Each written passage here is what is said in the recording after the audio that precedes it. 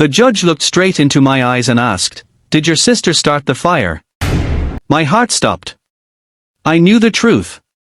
One honest answer would send my 14-year-old sister to prison, one lie would make me a criminal. I took a deep breath, and I lied.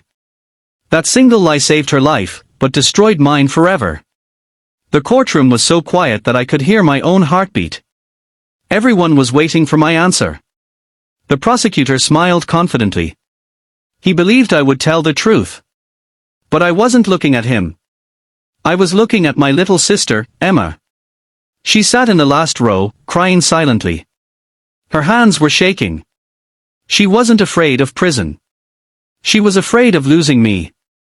The judge repeated his question. "Did your sister cause the fire?" I closed my eyes. Suddenly every memory returned. 3 years earlier. Life was beautiful. Our parents were alive. Dad worked as a mechanic while Mom baked bread in a small neighborhood bakery.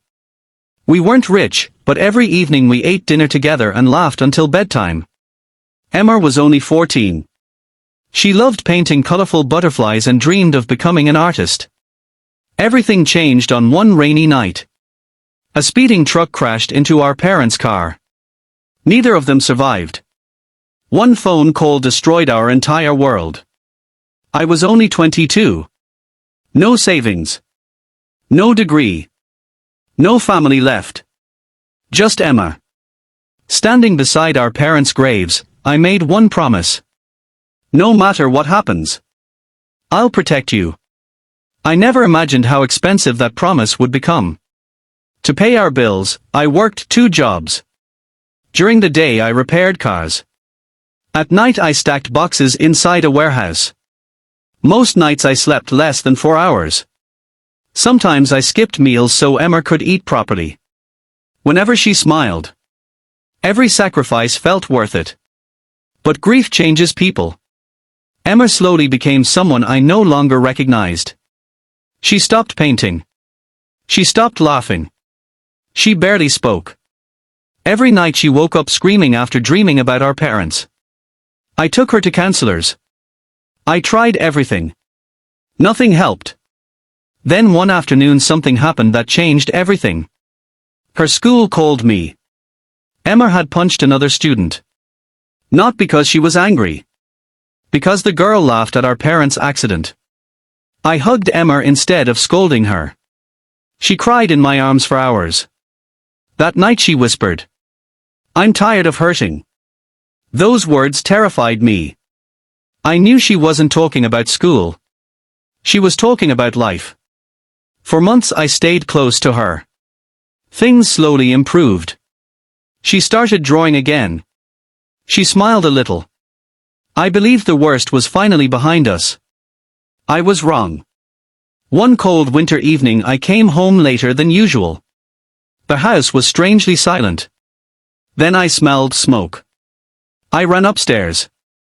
The hallway was filled with thick black smoke. Emma was screaming inside her bedroom. Without thinking, I kicked the door open. Flames covered one side of the room. Emma stood frozen in fear. I grabbed her hand and pulled her outside just seconds before the ceiling collapsed. Firefighters arrived quickly. The entire house burned to the ground. We lost everything. Our clothes. Our photos. Every memory of our parents. Everything was gone. While firefighters searched the ruins, one officer quietly walked toward me. He asked one question. Was anyone using candles or matches tonight? Before I could answer, Emma suddenly started crying uncontrollably. She kept repeating, "I'm sorry. I'm sorry. I'm sorry." That was the moment I realized the fire wasn't an accident. My little sister was hiding something so terrible, it could destroy both of our lives. Emma couldn't stop crying. The firefighters thought she was in shock. But I knew my sister. She wasn't crying because she had lost the house.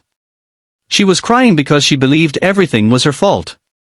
That night, while we stayed in a small shelter, she finally whispered the truth. I lit a candle in Mom's room. I wanted to sit beside her picture, just for a few minutes. I fell asleep. When I woke up, the curtains were on fire. She buried her face in her hands. I killed our home. I hugged her tightly. No, Emma, it was an accident. But she kept shaking her head. They'll send me away. I'll lose you too. I looked into her tear-filled eyes. At that moment, I made a decision. No matter what happened, I wouldn't let her carry this burden alone. The next morning, investigators arrived. They carefully searched the ruins. After hours of inspection, they concluded the fire had started inside Emma's bedroom. The prosecutor believed someone had acted carelessly. If Emma admitted everything, she could face serious legal consequences because the fire had spread to a neighboring house. The family next door had lost almost everything. News reporters surrounded us. Neighbors whispered behind our backs. Some people even called Emma a criminal before the investigation had ended. Every word broke her a little more. Sometimes the truth doesn't save lives, sometimes it destroys them. And I was about to make the biggest decision of my life. The day of the hearing finally arrived. The courtroom was full. The judge asked me to describe what happened. I took one deep breath. Then I said the words that changed my life forever. I accidentally left electrical equipment running before I went to work. It wasn't true. But everyone believed me. The investigators found old wiring inside the house.